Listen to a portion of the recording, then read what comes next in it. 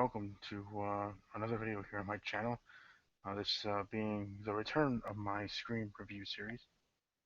I did this obviously back when we had Scream Season 1 on MTV.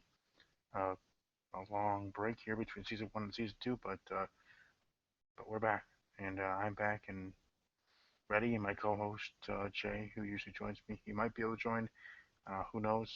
Maybe, uh, but we'll see. If he's not, he's not. It's understandable. Other things to do, and he has his wrestling podcast to prepare for tomorrow night, just like I. Kind of a warning to those watching live or archived. If you have not seen the episode yet, if you plan to see the episode later, if you've DVR'd it or watching it on demand, if you have charter cable or whatever, I'm going to check it out and then come back and watch this review. I'm sure others will be doing it. I'm sure others will be starting one here with season 2, and that's cool. I hope to have them on the show in the future. I know a couple of them from last year that I brought up during the final 2 episodes, you could say, of my review and theories that I did for season 1 here. Now I'm doing season 2, and we'll see if we'll be able to have some great casts moving forward. The show, I'm glad that the show was renewed for season 2. The way it's looking for the season 2 with the trusting no one kind of thing and feeling, it's going to be a wild ride. Let's just say till we get to the finale of season 2 and finding out who that accomplice was, and the whole trusting no one's safe, and also no one is exonerated from being the accomplice, the second killer, so to speak. So it's very interesting and going to be very, like I said, wild ride. I guess that's the best way I could explain it. But like I said, if you didn't watch the episode yet, watch it, then come back here and watch this. Welcome to like the video, subscribe, share it with others, share it with the cast, whether it's the newbies here in the season 2 or who were part of the cast of season 1 that their characters were killed off. But either way, I'm welcome to share it, follow, subscribe, all that other stuff. As I always say in any of my videos, trying to grow this channel. Like I said, the way I do things a little different than everybody else. So the only thing that needs to improve is maybe the quality of videos, because I believe the content is very good, and like I said, done the way I like to do it, respectful. I know that might seem monotone or boring, but like I said, I do everything without needing to curse or even raising my voice, unless I'm really, really upset about something, whether on my wrestling podcast, NFL podcast, or in this MTV Scream Review and Theories episodic podcast. Um, that was the only time. So if I do that in any of those forums on my channel, you know that I mean business and that I actually am truly, really upset that it grinds my gears about something. If I actually raise my voice really loud or slip out a curse word, I know some people just say curse words to say it because this is how they are, which is fine. That's how you express yourself. That's how you express yourself. But like I said, I'm just different. So with that little soliloquy, let's get to the review of season 2, episode 1 here of MTV Scream. Again, like I said, very happy that it got renewed. And with any preview of any season, whether it's the first season as we did last year and now this season, you open up, you reintroduce the characters. Really, I know that kind of sounds weird because it's the same show, new season, but that's really what you're doing. Kind of where it left off, kind of giving you a tutorial of everything that happened in season 1, the ending, um, everybody's situation, da da da, stuff like that. That's how you start it off. Now, I didn't think this episode was going to be as impactful as it was. Silly me. But usually with season 1 episodes, like I said, whether it's a season 2 or whatever, when you start off the premiere, like I said, it's just you're getting your foundation of characters. Here with season 2, new characters and the like, but the way things are going and a fast and steady pace, like I said in my intro, it's gonna be a wild ride here through season 2, all the way to the finale, and I look forward, and I hope more and more join the conversation, join this ride here with me on my channel here on YouTube. but Emma, Emma's trying to move on from things that happened. She doesn't really want to talk about it. She doesn't want to bring it up. She didn't want to be on Noah's podcast. This was brought up in the near the end. She is part of it and shares a little bit, but she just wants to put it all behind her. She wants to move on, try to have life as it was, I guess, as much as it can be with the events that happened in her in that town of Lakewood. Um, and then the other side, flip side, in Audrey's situation, there's someone that's trying to get into her head, out her as, or like out her connection to Piper.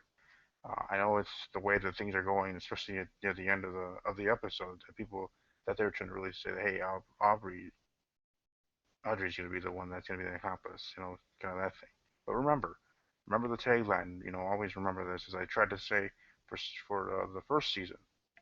But here in the second season, it's trust no one, and no one is all of being the killer, kind of thing. Trust no one, and no one's safe. I think is specifically what it is. So I don't think Audrey's going to end up being the accomplice.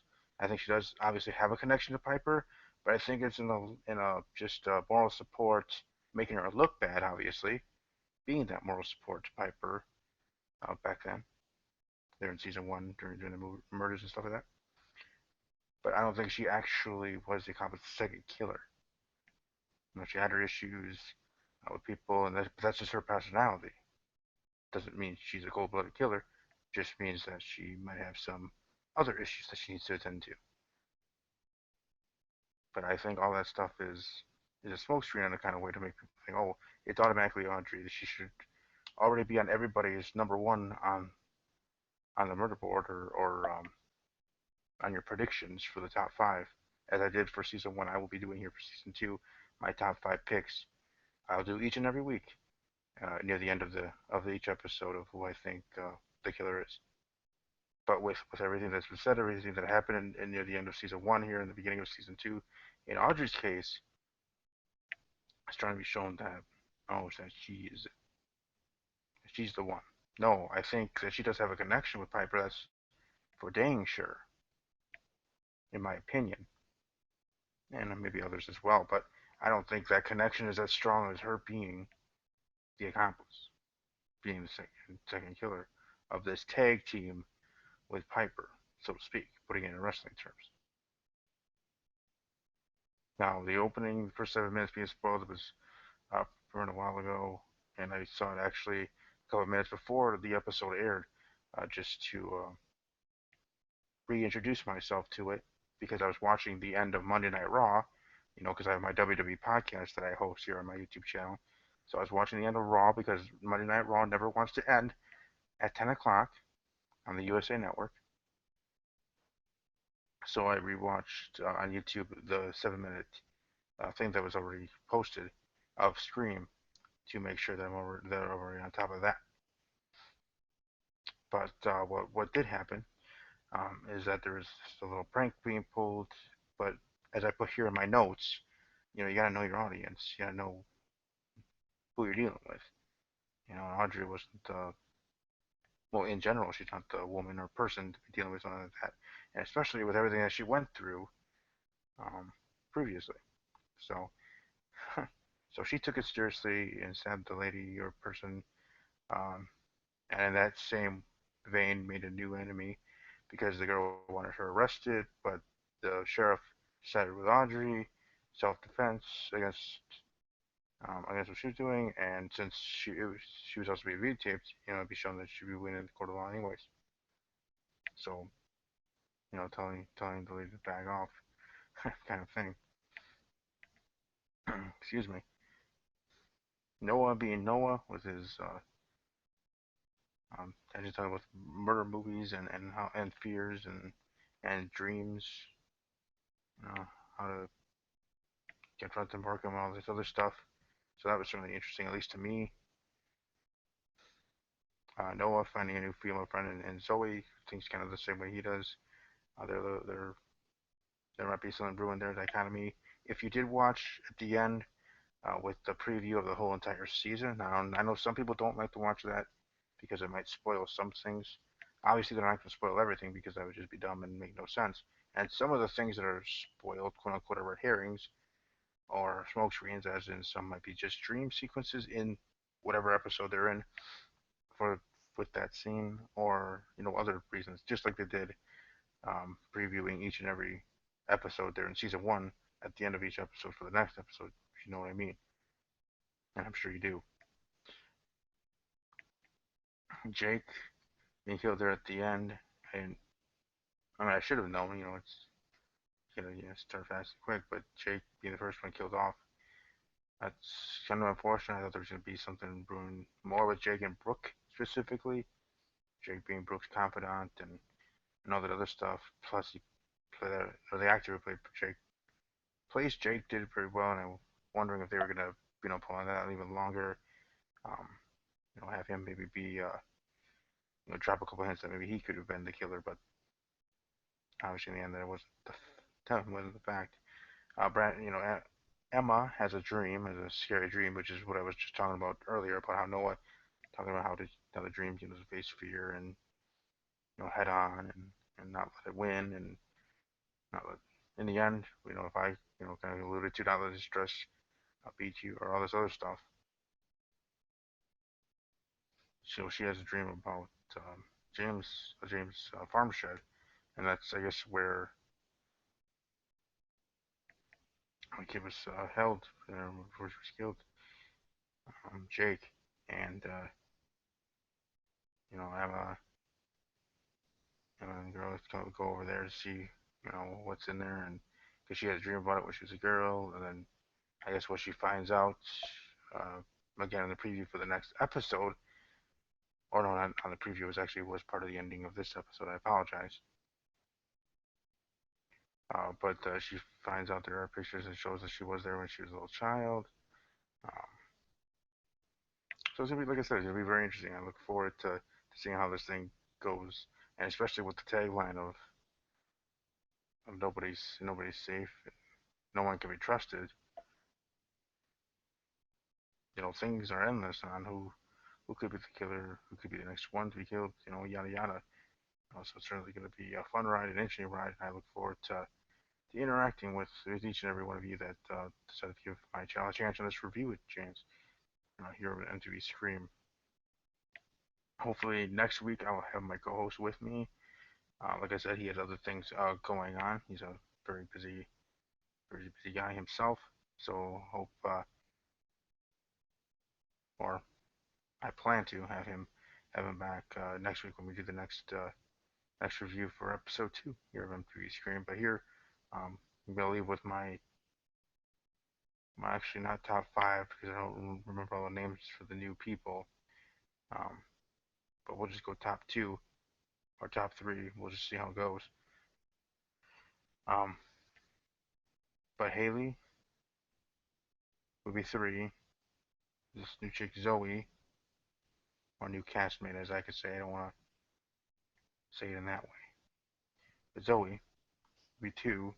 I just think one of those two. Um, and just how their interactions.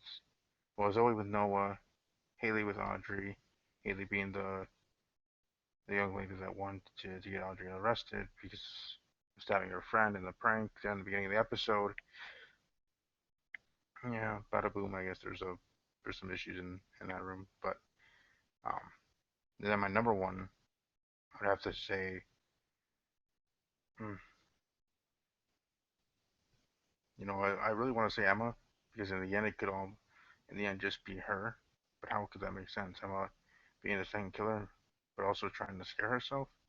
It makes you think. And that's what you should be doing, thinking everything that happened in the first season. Because this is all tying into what happened then with all the murders there. We're trying to find out who that second killer was. So you have to kind of take your mind back to season one.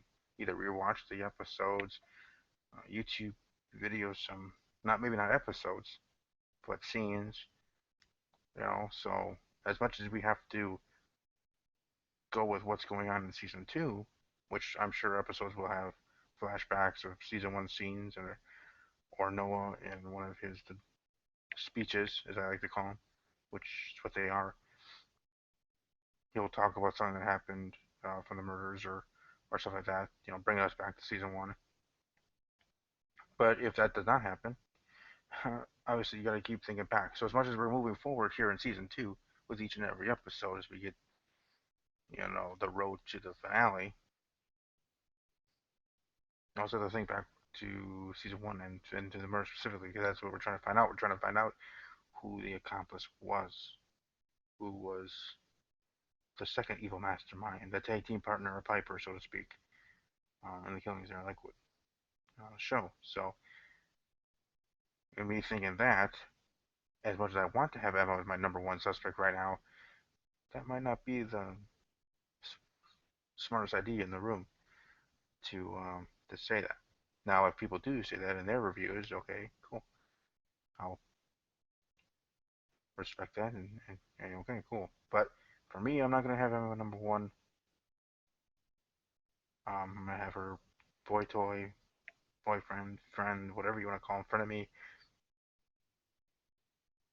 The guy who I had as my number one suspect since I think episode two of season one, and you can check back in my chronicles of videos here on my channel to find out specifically when I started that. Maybe it was already from episode one, season one, but whenever, um, I always had him as my suspect to be the main killer. Obviously, in the end, it was Piper, but I'm gonna go with him as my number one suspect here, already here for season two, episode one. So I have him, I have Haley, and I have Zoe. Now, the way things worked out in season one, the killer was not even introduced to the show until about halfway through, I believe. Piper was introduced to the show as the podcast host and the girl that got in everybody's business and yada yada.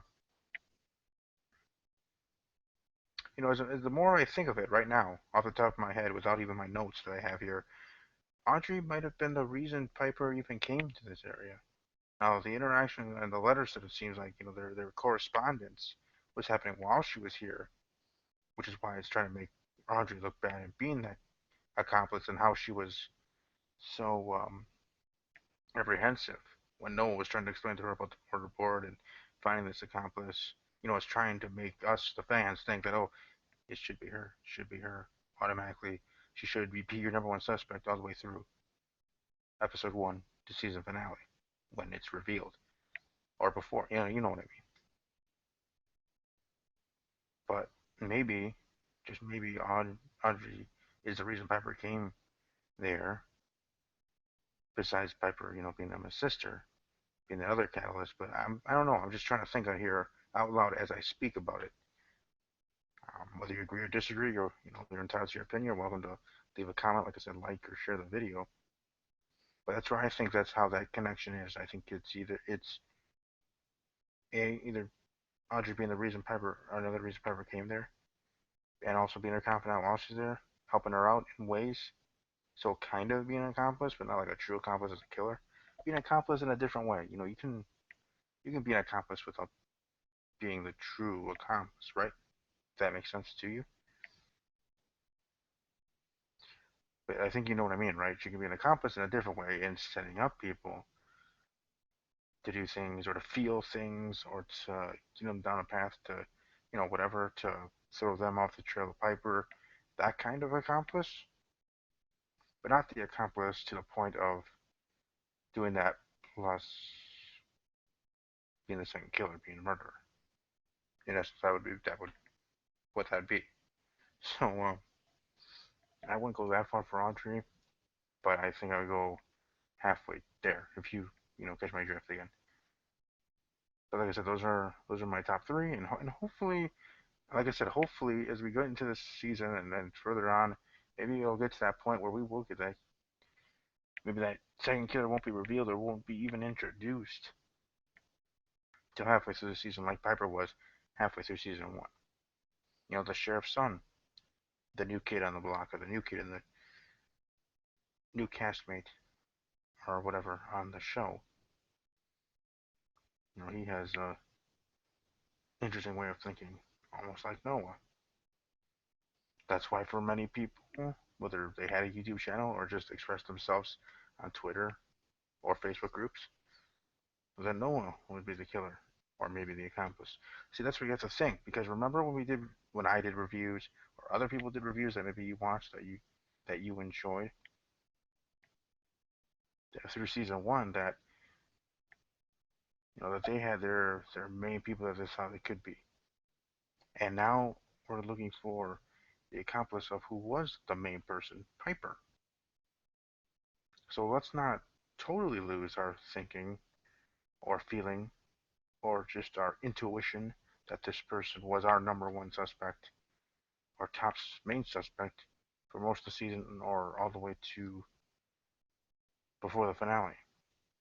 That was your number one suspect there before the finale, the review before the finale. So um, even though we collectively were wrong, if we didn't pick Piper, if you did, congratulations, you win a prize for being smart or smarter than us or lucky, however you want to take it. That you believe Piper was the killer, you're correct. I was not. But just because me or others were incorrect in assuming and predicting and thinking who the main killer was, that doesn't mean that now we get into the season two and we're finding out who the accomplice is and who could it be and who was helping Piper, that it can't be who we each individually assumed was the original killer. Now maybe I'm just talking nonsense, but this is me thinking out loud here. Because you never know. Just like I said, I'm gonna go back to it maybe too much, but the tagline: "No one's safe, and everyone's a suspect." And with something like that, and the way things are going, the way things will go,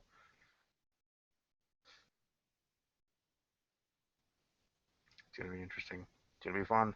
And another thing I forgot to say: Happy Memorial Day to everybody in the United States. I enjoy with my family and friends today, but I just wanted to quickly get that out there before I forget, because today is Memorial Day, and I want to wish everybody out there, hope you had a good time, family, friends, whoever, um, and remembered all those that served in the military or passed away, or family members that you knew of that served in war. But back to the show, Emma, Emma. I know near the end of season one, people thinking that maybe Emma was the one that was the killer all along. This was just like a dream sequence, the whole thing. It was always it's gonna be Emma. Could be the case here as we think the killer get in her head as the season moves on. Either way, that that farm that was previously owned by Troy James, that's going to be the biggest piece to this puzzle. And I remember when I talked about in a couple of my review episodes, and Jay will protest to this with me when he's able to join me next week. But how much I love puzzles and do puzzles a lot and stuff like that. Well, this show is a puzzle for the brain, putting the pieces together. Now, last season I was incorrect in putting these puzzle pieces together, and because I thought the picture was showing Caleb as the killer, and in the end it was Piper. But now this season a whole new puzzle, putting it together, putting clues together, finding little things. The littlest things might mean the biggest things. That's usually always the case. The littlest clues, the littlest hints might mean the biggest things in the end. Some things are just there to be there, but for a TV show like this, being like a puzzle, needing to get these pieces together to find out who it is, or for us fans to figure out who it is. Just think about it this way: nothing, and at least in my opinion, nothing that's on that show in any of these episodes is not there for a rhyme or reason of any sense. Every scene, every little scene means something. Whether it's a big thing or nothing, who knows? But it means something in the long line of where we're trying to get to finding out who the killer is. But thank you for those who watched live. I do greatly appreciate it. And those that will be watching archived, it should be going. I'll post it on my channel shortly hereafter. Everybody enjoy the rest of your evening. Enjoy the rest. Well, enjoy your day tomorrow. I will be back tomorrow night with Steve's Wrestling Ramble. Also, we'll be part of Talking WWE with Jay, talking everything about Monday Night Raw tonight. And we'll go from there. Like I said, see you next week. Talking Scream again. Hopefully, my co-host Jay will be able to make it next week. So, as always, take care.